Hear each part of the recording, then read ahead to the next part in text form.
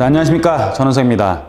자, 오늘은 부동산은 사는 것이다. 좀 뜬금없는 제목일 수도 있지만은 좀 더 정확하게 말을 하면 부자가 되려면은 부동산은 사야 된다라는 것을 말씀드리려고 합니다. 그래서 요즘에 강남의 최고가 경신하는 부분들과 신도시가 생겨도 강남의 최고가 경신이 꺾이지 않는 이런 것들에 대해서 두 개를 비교하면서 설명을 드리고 결론을 내는 시간을 갖도록 하겠습니다. 자, 똘똘한 한 채는 불패, 개포지구 84제곱미터 30억 찍었다. DH자의 개포를 말을 하는 건데, 이렇게 계속 지금 신고가 경신이 일어나는 이유가 어떤 수급에 대한 불균형이 불안해서 그런 건 아니죠. 3기 신도시부터 시작을 해서 공급량에 대한 부분들, 그리고 공공택지를 개발을 하고 서울의 잔여지를 다 끌어모아서 공급하는 정책들이 다 나온다고 하더라도, 그런 것들이 다 나왔는데도 이런 신고가 경신은 계속되고 있다. 이런 거를 사는 사람이 그러면 그런 공급량에 대해서 체크를 모르느냐? 그건 아니죠. 모든 사람들이 서울에 어디가 어떻게 공급이 되고 신도시가 어떻게 개발되는지를 다 알고 있는데도 핵심 지역은 이렇게 계속 오르고 있다. 자, 왜 그러느냐? 여러 가지 현상들도 있지만은 인간의 심리적인 부분과 합쳐서 한번 설명을 드리도록 하겠습니다.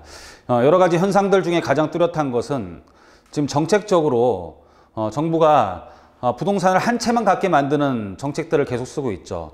다주택자들을 옥죄면서 1주택에 대해서는 혜택을 주고 다주택에 대해서는 너무나 큰 불이익을 주게 되죠. 그러면 다주택자들이 여러 채를 팔았을 때 돈이 생기는 것이고, 그 나머지 돈으로 기존 주택과 합해서 계속 좋은 주택으로 올라가겠죠. 누군가에게는 그게 강남이 될 수가 있고, 누군가에게는 그게 마포가 될 수도 있고, 누군가에게는 그게 금천구가 될지언정 계속 좋은 쪽으로 돈은 몰리게 돼 있습니다. 그래서 어떤 현상들이 생기냐면, 똘똘한 한 채 남기고 다주택자 매물의 지방 빈집이 늘어난다라는 기사도 나오고 있죠. 지방의 빈집이 늘어나고 외곽의 가격이 떨어지고 외곽의 빈집이 늘어나고 외곽에 샀던 법인주택들이 매각을 하게 되고, 이렇게 되면은 굳이 정부가 말하는 주택 공급량이 100%가 채워졌으면 굳이 신도시를 만들 필요가 있을까? 신도시를 만들면 그럼 과연 또 어떤 현상이 일어날까?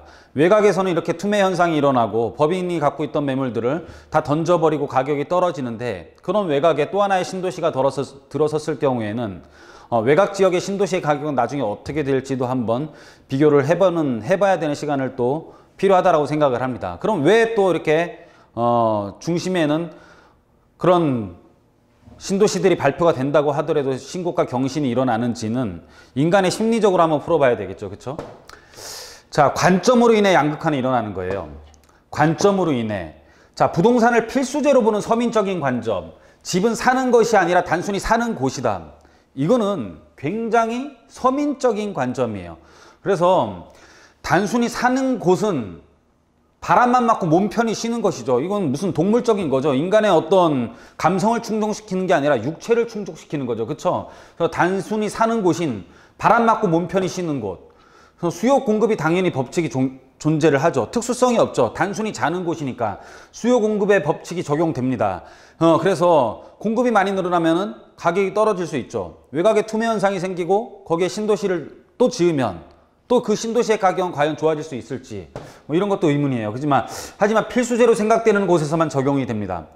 수요 공급의 법칙은 필수제에서만 적용이 되는 거예요.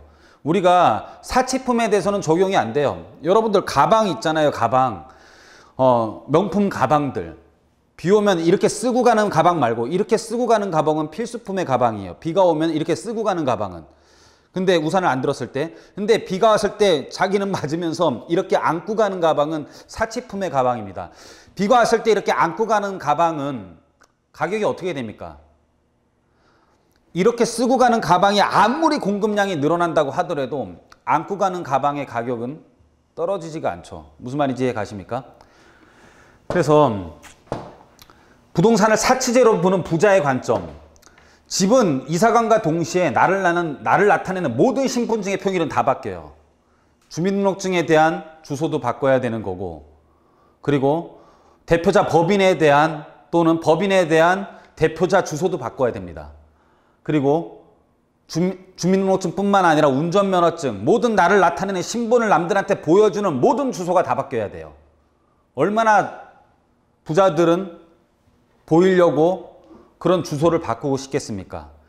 지역에 대해서 얼마나 열망을 갖고 있겠어요. 그죠? 집은 이사간과 동시에 나를 나타내는 신분증의 표현이 다 바뀐다. 그래서 이건 사치제라고 보는 거죠.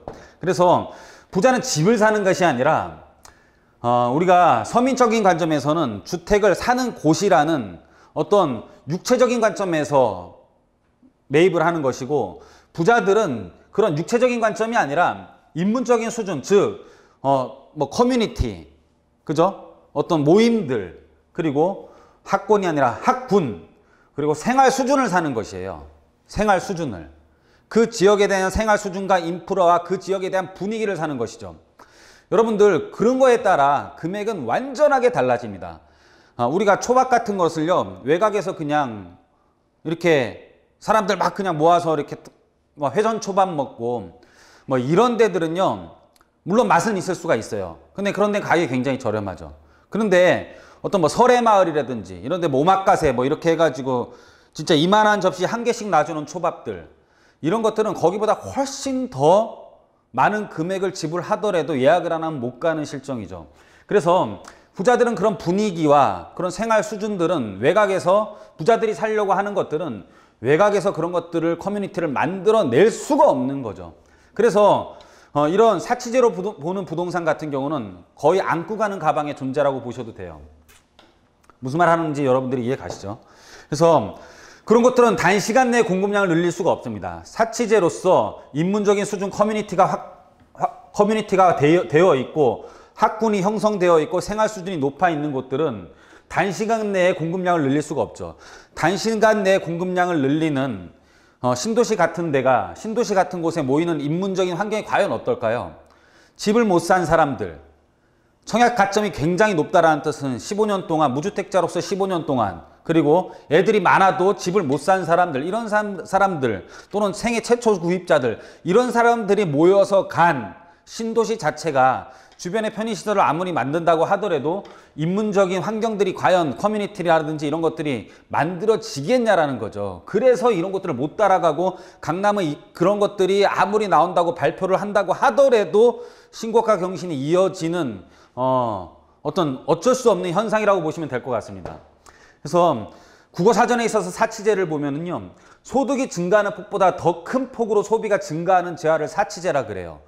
그러니까 소득 증가분보다 더 위에 있는 거예요. 그리고 필수제라는 것은 네이버에서 쳐보면은 소득이 증가하는 폭보다 더 작은 폭으로 소비가 증가하는 재화라고 표시가 되어 있습니다. 그래서 그런 관점에서 부동산을 필수제로 보느냐, 부동산을 사치제로 보느냐, 그래서 가격들의 형성 요인들도 완전히 다르게 나타나는 거라고 보시면 될 것 같아요.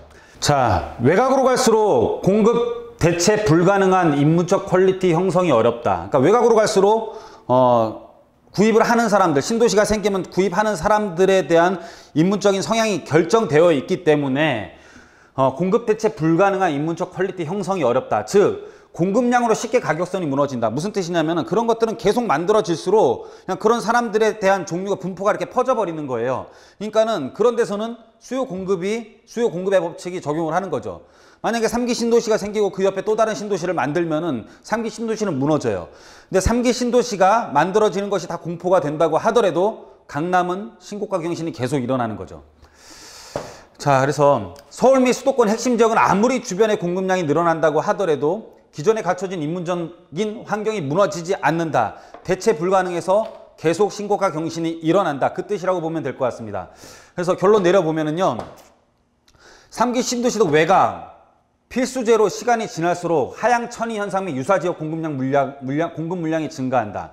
무슨 뜻이냐면은 필수제로서 시간이 지나면은 처음에는 그런 사람들이 들어왔지만 이 지역이 노후가 되면은 그거보다 더 못한 사람들이 그 곳을 다시 채워줘요. 그리고 유사지역 공급 물량이 증가를 하면서 가격이 떨어질 가능성도 굉장히 높죠. 그래서 필수제로서 소득 증가분 이상으로 가격 상승이 어렵다.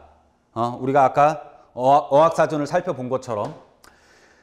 그리고 서울 등의 핵심 지역들 유사 공급이 늘어날수록 상위권의 포지션 비율이 줄어드는 효과, 즉 더 희소해진다. 왜냐하면은 강남이라는 곳은 정해져 있고 핵심 지역이라는 건 정해져 있는데 주변에 계속 외곽들이 생겨요. 그러면은 전체 비율로서 핵심 지역의 비율은 더 줄어드는 현상이 생기죠. 무슨 말이냐면은 10개 중에 1이었어요. 10개 중에 1%로서 1% 상위 1%였는데 비슷한 게 더 많이 생겨서 100개가 돼버렸어요. 그럼 100개 중에 10개 중에 1%였으면 10%였을 건데 상위 10%였을 건데 그 전에는 10개 중에 하나였는데 계속 많은 게 생기면 100개 중에 하나가 되면은 100개 중에 1%가 되는 오히려 유사 공급이 늘어날수록 외곽에 대한 공급이 늘어날수록 상위권의 포지션 비율이 줄어드는 효과, 즉 더 희소해진다는 뜻입니다. 무슨 말인지 이해가시죠?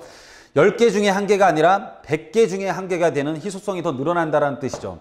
그래서 사람들은 더 열망을 하게 되는 것이고 그런 것들을 더 구입하게 되려고 하는 것이고 더 명품으로 변해가는 것이죠. 그래서 사치제로서 점점 더 사치제로 변하면서 사치제로서 소득 증가분보다 더 높은 상승률을 이어간다라는 뜻을 의미하는 겁니다. 그래서 결론은 뭐냐면 집은 사는 곳이 아니라 사는 것입니다. 부자가 되려면 그것도 어디에? 아주 좋은 곳에 사셔야 됩니다. 자, 오늘 강의는 여기서 마무리하도록 하겠습니다.